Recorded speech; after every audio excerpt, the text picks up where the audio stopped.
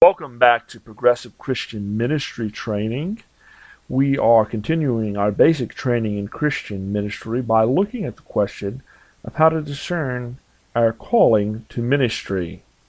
Last time we began to look a little bit at how others can help us discern our calling, how we hear the voice of God in the voice of the other. We continue to do so today by moving from examples from the Bible to examples in Christian history, as well as some practical applications you and I can use. The first example from Christian history I would like to have us look at is the example of Amy Carmichael. Amy Carmichael lived her life for lost and abandoned children. She lived nearly to the day she died, taking in and caring for children in India who had been lost or abandoned, orphans, children also whose parents did not have the resources to care for them, so they sold them into prostitution or into slavery in temple shrines. Amy Carmichael reached the ministry that she had, not through spiritual and mystical experiences, which we talked about some having last time, but also, or mainly, through the voice of others. Amy Carmichael experienced a call to faith and service that came through the example of her parents, who, like Timothy, taught her the scriptures and taught her prayer and taught her faith as a way of life, a way of trusting God day to day, praying and loving God always, and serving others with her whole heart.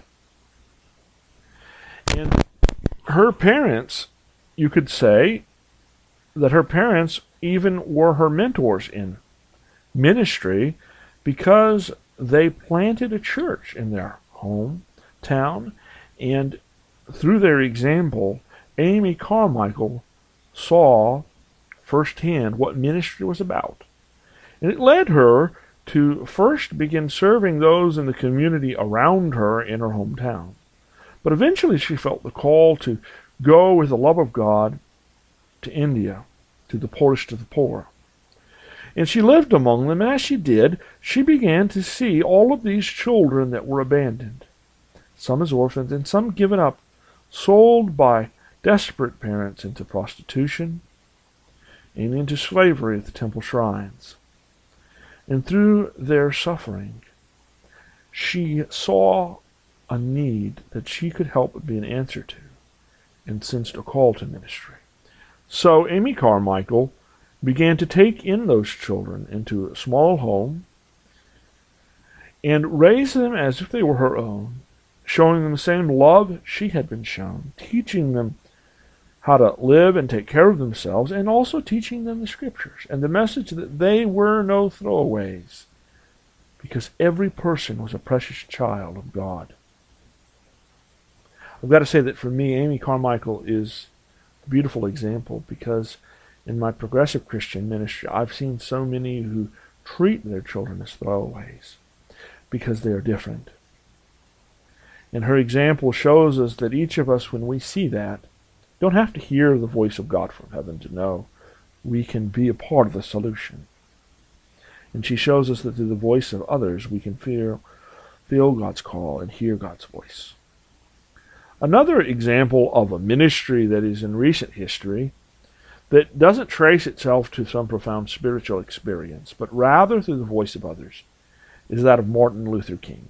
And I think very few of us would say that Martin Luther King was anything but one that God used in a mighty way.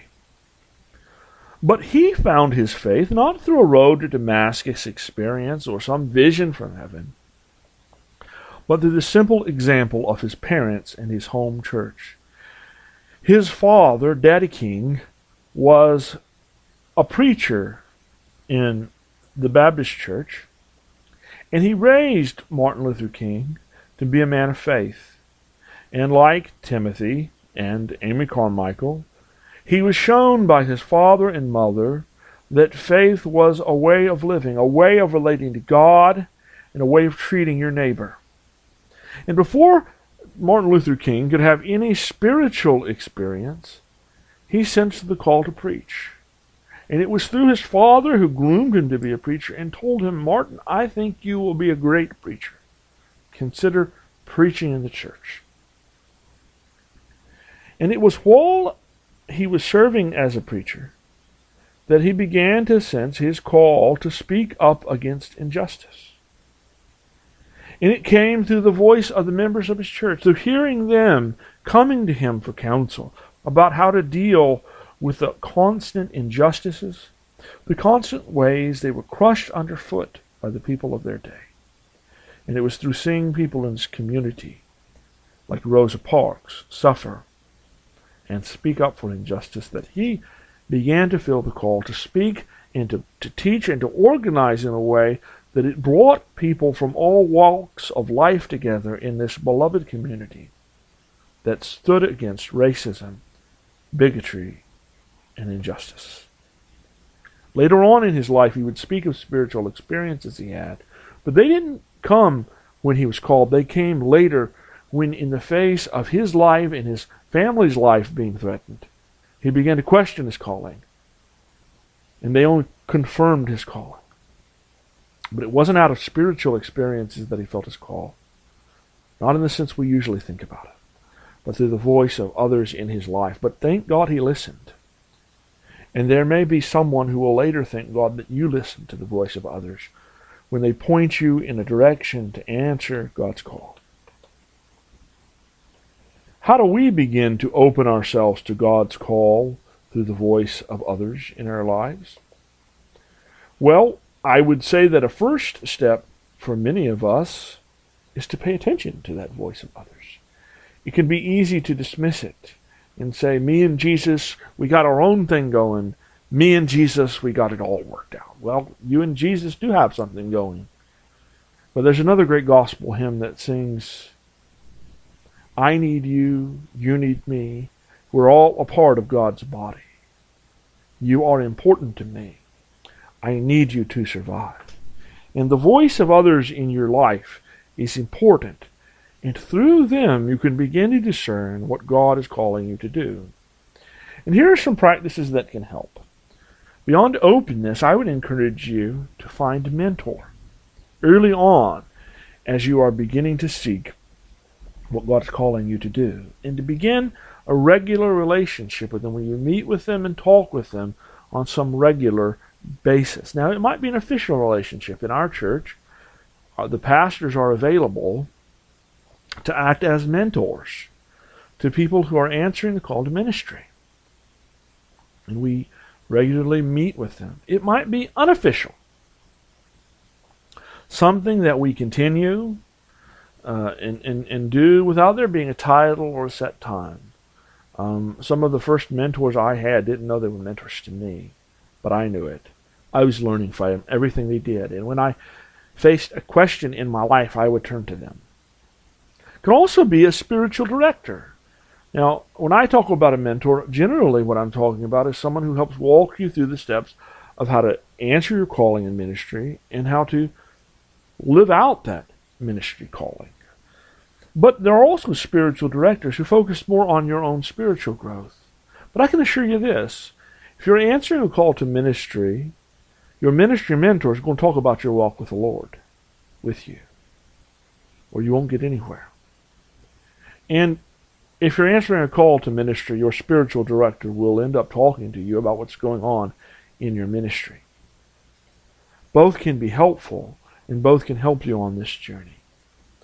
In addition to finding a mentor and being faithful in a mentoring relationship, I would also encourage you to engage the community in which you live. As you have heard in many of the examples I gave you, many people who have really been used by God didn't have a road to Damascus experience, but instead spent time with the people in their community, building relationships with them, connecting with them, and paying attention to the heartaches and the unmet needs all around them. And I want to suggest that you do the same thing. Your call may come in seeing that discrepancy between what their needs are and what's available. And you might realize along the way, hey, I can help answer one of these unmet needs. I have the gifts and the talent and the ability to do this. And as you begin to do that, you'll see God confirm your calling. And also, I will say that some of you who sense a calling in your bones, but in the church, because of who you are, your sexuality or your disabilities or your gender or gender identity or whatever, where because of that you don't sense an answer. It may be that if you reach out into the community of people like you where you live, among them there may be a sense of confirmation. I've had many a gay, lesbian, bisexual, transgendered person who were told by the church, well, you can't serve, but when they began to reach out in the GLBT community, they had people say, wow, you make me want to believe in Jesus. If you had a church, I'd go there. I wish you were a preacher. That's a pretty heavy confirmation, but it can happen through the voice of others. In addition, I would encourage you to build and maintain spiritual friendships. These are friendships where it's with someone else who, it is clear to you, is on a spiritual journey like your own, where they speak into your life, you let them do it, you give them permission to do it, and they ask you tough questions, but they also affirm you. And where you do the same to them, it's a two-way street. That can really help you grow in your life with God. And also, I would encourage you to invest in a spiritual community. Now, for most of you, that's going to be a church, and I'd encourage you to find a church where you can grow in and serve in. But sometimes there are people who, in their community, there's just not a church that really someone from their background can be a part of and grow. There's not a lot of churches where that gay, lesbian, bisexual, transgender person is welcome. There aren't any churches with wheelchair ramps, and I can't get in without one, you know. Or also, there may be people where they're in a lead role in the church, and in that church that they are at from day to day, they pour into it so much they can't receive being poured back into by the church. And in that case, you might want to consider joining a Bible study or spirituality group that pours into you. Joining a peer support group for ministers who are in the sort of ministry you're doing.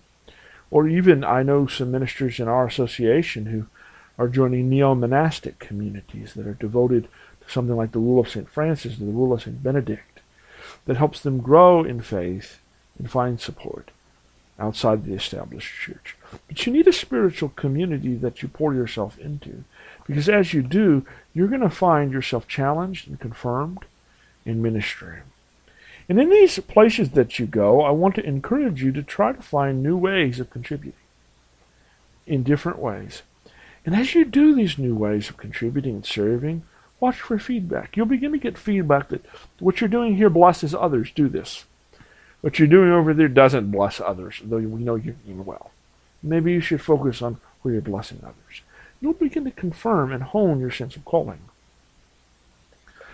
Another thing I would suggest that you can do, as you grow in your ministry, begin to reach back to and mentor others. I talked last time about Priscilla and how she was mentored by Paul. And through Paul, she began to find her ministry. And then she reached back to and mentored Apollos, who began to find his ministry.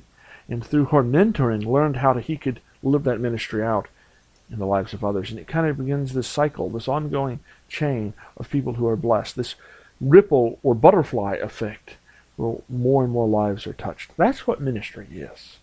And as you begin to do that, you will be a blessing. Until next time, I want to encourage you to open yourself to the voice of others. And know that of all the voices out there blowing in the wind, the one that is speaking truth to you is not the one calling death and destruction, but the voice calling you to life, and life with deeper abundance and blessing to others. Blessings to you.